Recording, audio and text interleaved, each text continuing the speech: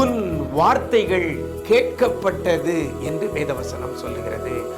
வித்தியாசம் உண்டாகும்படி செய்வேன் என்று கர்த்தர் சொல்கிறார். நான் உன்னை வெறுத்து விடவில்லை என்று கர்த்தர் சொல்லுகிறார். இன்றைக்கு கர்த்தர் நமக்கு தருகிற ஒரு வார்த்தை வார்த்தை வார்த்தை ஆசீர்வாதங்கள் தங்கும் தங்கும்.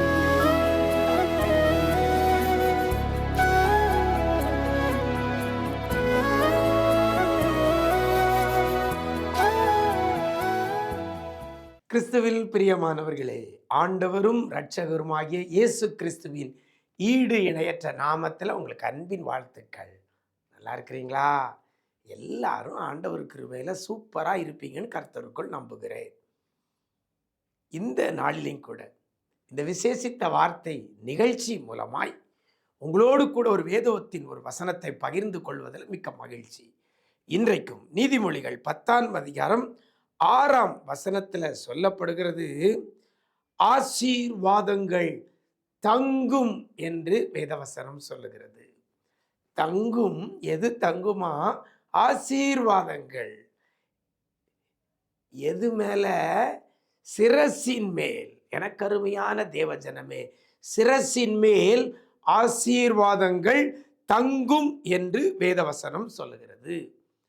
இன்னைக்கு ஆசீர்வாதம் தங்க மாட்டுக்கு நிறைய பேர் சொல்கிறாங்க, என் வீட்டில் தங்க மாட்டுக்கு, பணம் தங்க மாட்டுக்கு, பொருளாதாரம் தங்க மாட்டுக்கு, ஆரோக்கியம் தங்க மாட்டுக்கு, சமாதானம் தங்க மாட்டுக்கு, சந்தோஷம் தங்க மாட்டுக்கு அப்படின்னு நம்ம சொல்கிறோம்.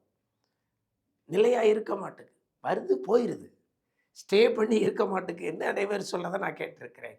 ஆனால் வேதவசனம் சொல்கிறது ஆசீர்வாதங்கள் தங்கும் என்று வேதவசனம் சொல்கிறது. ஒரு ஆசீர்வாதம் அல்ல, அது சொல்லப்படுகிறது ஆசீர்வாதங்கள். பன்மையில் சொல்லப்பட்டிருக்கு, ப்ளூரல். நிறையா, ஒன்றுக்கு மேற்பட்ட ஆசீர்வாதத்தை தான் ஆசீர்வாதங்கள் என்று சொல்லுவோம். என் ஆண்டவர் இன்னைக்கு சொல்லுகிற காரியம், ஆசீர்வாதங்கள் தங்கும். எங்க? சிரசின் மேல் என்று சொல்லப்பட்டிருக்கிறது. இன்றைக்கு இந்த வேதவசனம் சொல்லபடி நம்முடைய சிரசின் மேல ஆசீர்வாதங்கள் தங்கணும். அது என்ன ஒரு ஆசீர்வாதமாக இருந்தாலும் சரி, அது தங்குனாதான் நமக்கு பெனிஃபிட். வந்துட்டு போகிறதுனால ஒரு பிரயோஜனம் கிடையாது. அவன் ஏதோ ஒரு நன்மையான காரியம் அப்படி நம்மளை வந்து விசிட் பண்ணிட்டு போகிறதுனால ஒன்றும் கிடையாது. அது நம்ம கூட தங்குனா தான் நமக்கு பிரயோஜனம். கொஞ்சம் நிறைய தங்க நகைகள் ஒரு சூட்கேஸில் கொண்டு வந்து நம்ம வீட்டில் வச்சுட்டு அப்படி திரும்ப உடனே எடுத்துகிட்டு போயிட்டாங்கன்னா நமக்கு ஏதாவது பிரயோஜனமா? கிடையாது. அந்த சூட்கேஸை நம்ம கையில் கொடுத்தா தான், நம்ம வீட்டில் அந்த சூட்கேஸ் தங்குனா தான் நமக்கு பிரயோஜனம். அதே போல தான் ஆசீர்வாதங்களும் தங்கணும். என் ஆண்டவர் அதனால தான் வேதவசனத்தின் மூலமாக உங்களுக்கு வருகிறது, ஆசீர்வாதங்கள் தங்கும், சிரசின் மேல் ஆசீர்வாதங்கள் தங்கும்.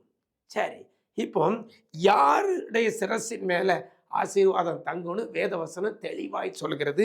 அந்த வசனத்தில் ஆரம்பத்தில் சொல்லப்படுகிறது, நீதிமானுடைய சிரசின் மேல் ஆசீர்வாதங்கள் தங்கும். அப்போ நீங்களும் நானும் நீதிமானாய் இருந்தால் நம்முடைய சிரசின் மேல ஆசீர்வாதங்கள் தங்கும். ஆசீர்வாதங்கள் தங்கும். அப்போ ஆசீர்வாதங்கள் நம்முடைய வாழ்க்கையில தங்காமல் இருப்பதற்கு காரணம் நீதிமானாய் இல்லாதிருப்பது, நீதிமானாய் நடந்து கொள்ளாதிருப்பது தான் ஆசீர்வாதங்கள் தங்காதிருப்பதற்கு ஒரு காரணம். அப்படின்னா இன்னைக்கு நீதிமானாய் மாறுங்கள். ஆண்டவர் விரும்புகிற காரியத்தை செய்யுங்க. ஆண்டவர் வெறுக்கிற காரியத்தை செய்யக்கூடாது. 1ஆம் சங்கீதத்தில் அழகாக சொல்லப்பட்டிருக்கிறது, எது செய்யணும் எது செய்யக்கூடாது. பிரியமானவர்களே, கர்த்தர் விரும்புகிற காரியத்தை செய்தால் நீங்க நீதிமான். கர்த்தர் வெறுக்கிற காரியத்தை நீங்கள் வெறுத்தால் நீதிமான்.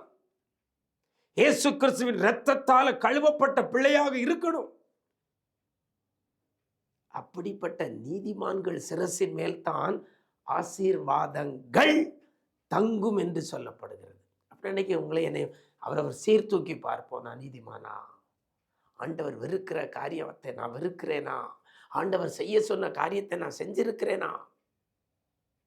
யோசிச்சு பாருங்க, சீர்தூக்கி பாருங்க, உங்களை மாற்றிக்கொள்ளுங்கள். நீதிமான்கள் பட்டியலில் உள்ள வாருங்கள். உங்க சிரசின் மேல் ஆசீர்வாதங்கள் தங்கும்படி கர்த்தர் செய்வார். அப்படிப்பட்ட கிருபையை கர்த்தர் தருவாராக. நாம் ஜெபிக்கலாமா? எங்களை நேசிக்கிற நல்ல தகப்பனே, ஆசீர்வதிக்கப்பட்ட இந்த நல்ல நாளிலேயும் கூட ஆண்டவரே, ஆசீர்வாதங்கள் தங்கும் என்று சொல்லப்பட்ட வேத வசனத்தின்படி பற்பல ஆசீர்வாதங்கள் தங்காதபடி பார்த்து கொண்டு மாத்திரம் இருக்கிற பிள்ளைகள், குடும்பங்கள் ஏராளம். இந்த நாளில் இந்த ஆசீர்வாதங்கள் எல்லாம் பிள்ளைகள் மேல தங்கும்படி உதவி செய்யுங்க. பிள்ளைகள் சிரசில் இந்த ஆசீர்வாதங்கள் தங்கும்படி உதவி செய்யுங்கப்பா. அதற்கு தன்னை நீதிமானாய் மாற்றிக்கொள்ளுகிற பிள்ளைகளுடைய வாழ்க்கையில் ஆசீர்வாதங்கள் வந்து தங்கட்டும். பொருளாதார ஆசீர்வாதம் தங்கட்டும் ஆண்டவரே. ஆவிக்குரிய ஆசீர்வாதங்கள் தங்கட்டும். கையின் பிரயாசத்தின் ஆசீர்வாதங்கள் தங்கட்டும். குடும்பத்தின் காரியத்தில் உள்ள ஆசீர்வாதங்கள் தங்கட்டும். எதிர்கால வாழ்க்கையில் காணப்படுகிற ஆசீர்வாதங்கள் தங்கட்டும் ஆண்டவரே. படிப்பு காரியத்தில், வேலை வாய்ப்பு காரியத்தில் பிள்ளைகளுக்கு ஆசீர்வாதங்கள் தங்கட்டும் அப்பா. நீ செய்ய போறதற்காக நன்றி.